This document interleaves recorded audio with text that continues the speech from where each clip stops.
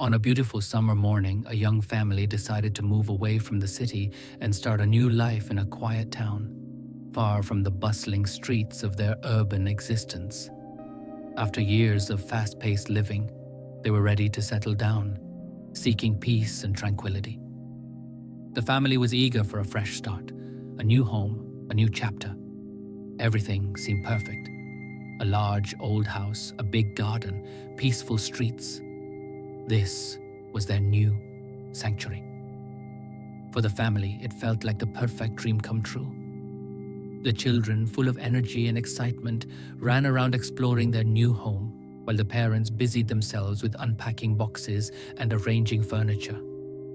It was one of those rare moments in life when everything seemed right. But the night would bring a dark secret that had been waiting for years to reveal itself. The house at first seemed charming and cozy, but as night fell, the comforting atmosphere started to fade away. An eerie feeling settled in the house. The silence that once brought peace now became unsettling. That first night, none of them could sleep. Something was off. The house, which had felt so warm and welcoming, now seemed like a place filled with unknown presence. It felt as though something was watching them. Something was moving within the walls, but no one could understand what it was. The parents, in particular, heard strange noises throughout the night. The sound of a door creaking, faint footsteps from the ceiling above, scratching sounds from the walls. None of them could make sense of it.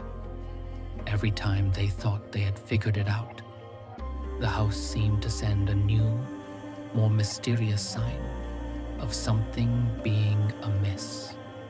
However, come morning, everything seemed normal again.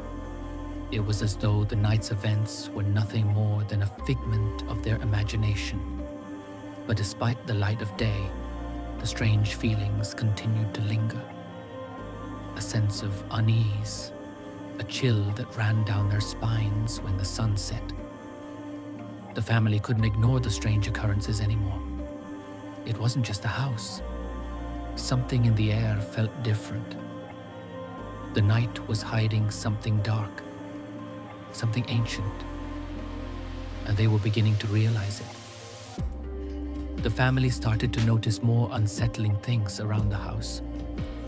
Small objects, like vases and picture frames, were found in different spots every morning, though no one had touched them the night before.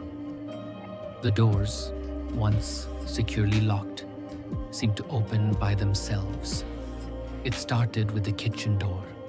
It would creak open at night, just enough to let a cold breeze slip through.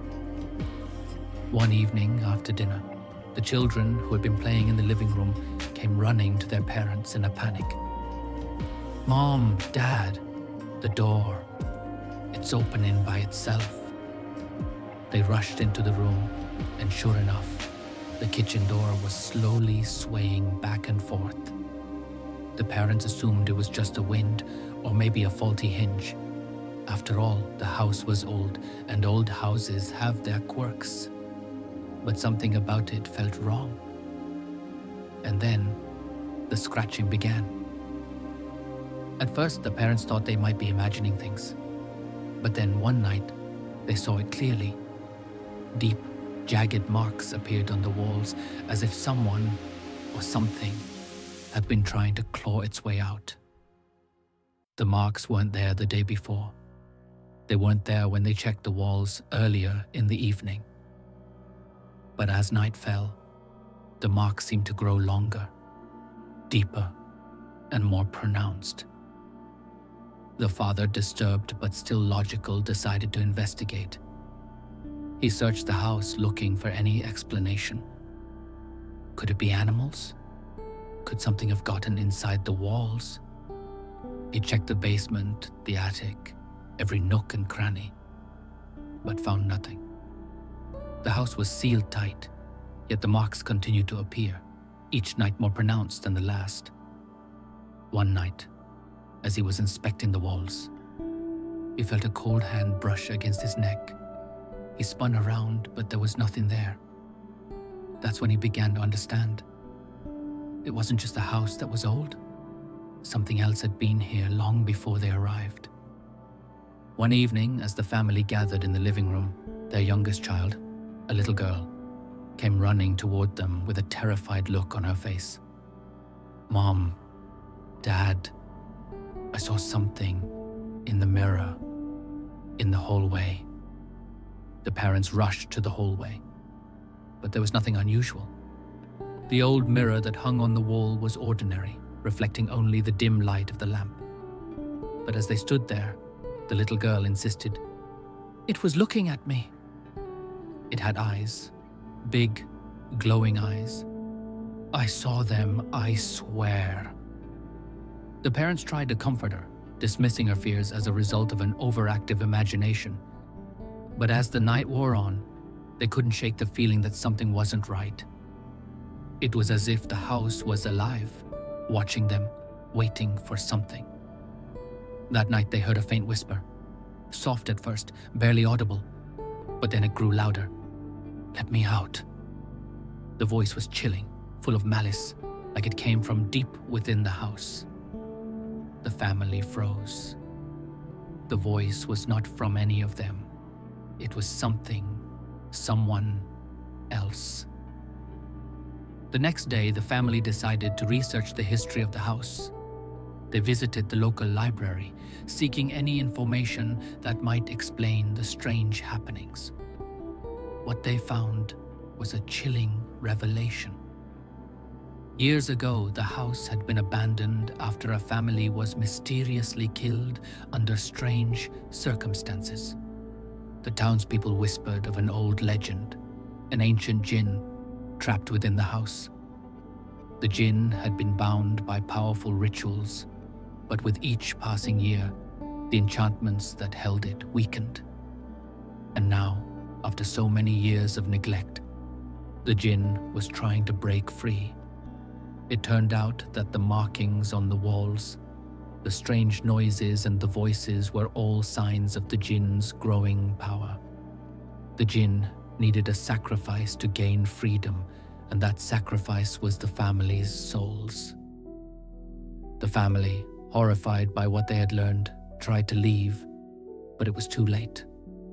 The Djinn's influence had already taken hold. The doors wouldn't open. The windows were sealed shut. The house itself seemed to close in on them. The family, trapped within, had no choice but to try to face the curse head-on. The little girl, the one who had seen the Djinn's eyes, became the key to the ritual. The Djinn, desperate to escape, used her as a conduit, feeding off her fear.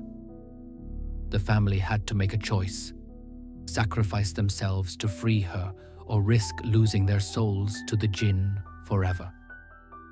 In a final act of desperation, the family performed the ancient ritual they'd found in the research, but it was incomplete. The house trembled as the walls cracked, and the Djinn's eyes glowed brighter than ever. In the end, the family was left with no choice but to face the inevitable. The house, once again, fell silent. The Djinn had been freed, but at a great cost. The family's souls were now bound to the house. Their bodies disappeared without a trace, leaving only the echoes of their screams and the whisper of the Djinn in the wind. As time went on, the house remained, standing as a haunted monument to the curse. The legend of the Djinn lived on, waiting for the next unfortunate soul to step inside and become a part of its eternal torment. This is a terrifying tale of an ancient curse, a family trapped in the grip of a malevolent Djinn, and the price they paid for their lives. But the horror doesn't end there. The house remains, waiting for the next visitors. Whoever dares to enter will become a part of the curse, trapped forever in the eyes of the Djinn.